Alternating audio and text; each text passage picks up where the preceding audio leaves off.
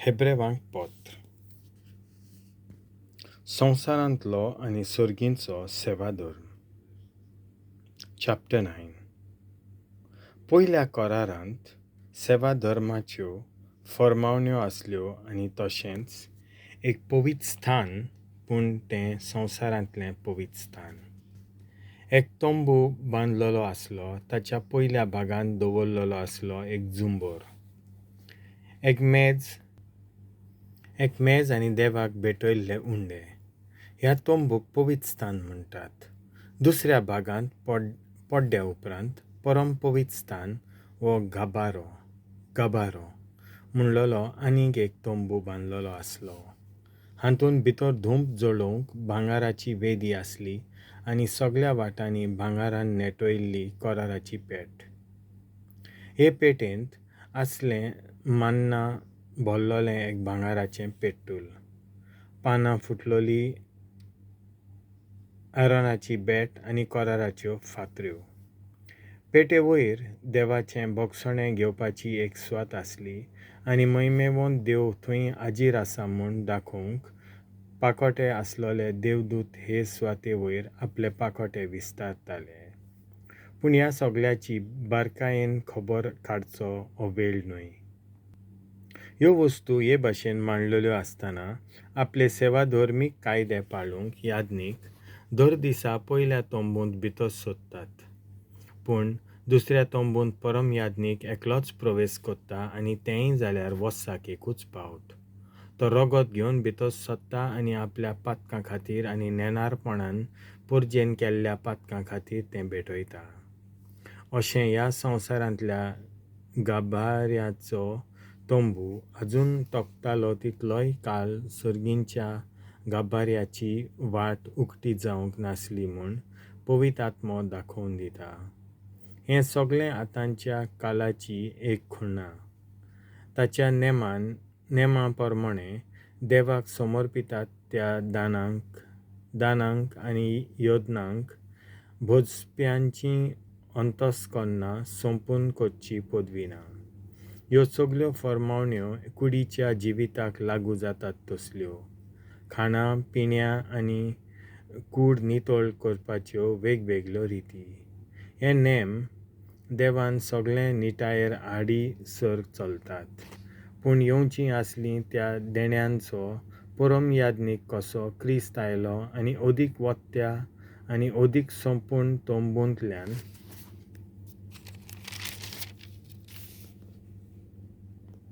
ताणें प्रवेश केलो. हो तोंबू मनशांनी बांदलेलो न्हय म्हणजे हे रचनेचो न्हय. तशेंच तो बोकड्यांचें वा पाडकुल्यांचें रगत घेवन भितर वचूंक ना. पूण आपलेंच रगत घेवन ताणें एकेच फावटी गाभाऱ्यांत प्रवेश केलो आनी सासणीक तारण आमकां जोडलें.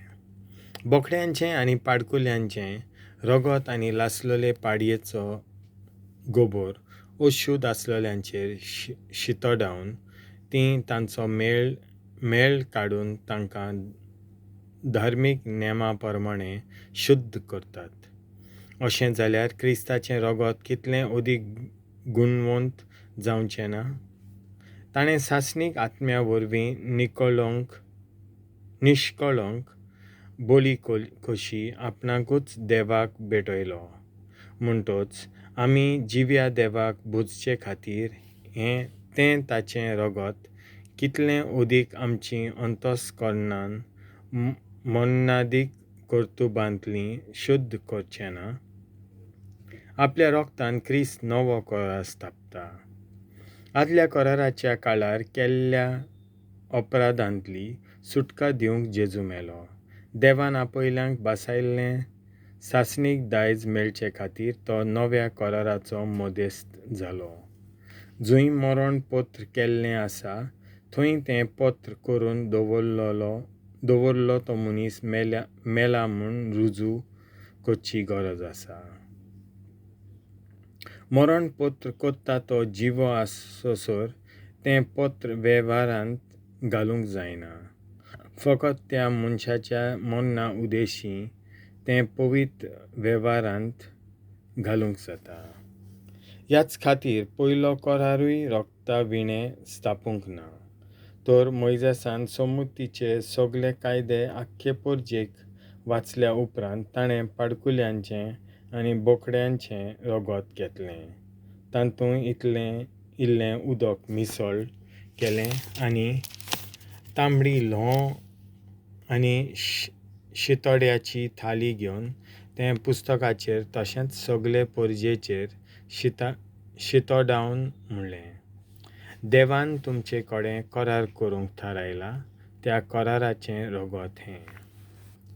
तेच परी मोइजेसान तोंबूचेर आनी सेवा धर्माच्या सगळ्या आयदनांचेर तें रगत शितोडायलें आनी समृद्धी प्रमाणें चड वस्तूंची शुध्दावणी रगत वापरून जाता आनी रगत विखरायल्या शिवाय बोगसणें ना. जेजूचो योद्न पातकां काडून उडयता. आतांच सांगल्यात त्यो वस्तू सर्गींच्या वस्तूंच्यो प्रती आनी त्यो हे भाशेन शुद्ध करूंक जाय आसल्यो म्हणटच सर्गींच्या वस्तूं पासत शुध्दावणी करूंक त्याहून ओदीक वत्त्या बलिदानाची गरज. मनशांनी केल्लो गाभारो खऱ्या गाभाऱ्याचें फकत एक चित्र. असल्या गाभाऱ्यांत क्रिस्त भितर सरूंक ना. तो खरें म्हणल्यार खूद सर्गार भितर सरलो आनी असो तो आतां आमचे खातीर देवा मुखार उबो जालो. परमयाज्ञीक वर्साच्या वर्सा आपलें न्हय रगत घेवन गाभाऱ्यांत प्रवेश करता. अशें क्रिस्ताक आपली भेटवणी बोगोर करची गरज ना तर संवसार रचला ते मेरेन ताणें जायते पावटी सोंसचें पडटलें आसलें. पूण आतां काळां युगांचे संपादनेक पातक काडून उडोवंक तो दिश्टी पडलो आनी ह्या खातीर एकेच पावटी ताणें आपणाचो योद्न केलो. मनशां एक पावट मरतात आनी त्या उपरांत तांची झडटी जाता. तशेंच समेस्तांचीं पातकां काडून उडोवंक क्रिस्तान एकेच पावटी आपणाकूच समर्पून दिलो. दुसरे पावटी तो दिश्टी पडलो पातक काडूंक न्हय, पूण ताची वाट पळोवन आसतल्यांक तारण दिवंक.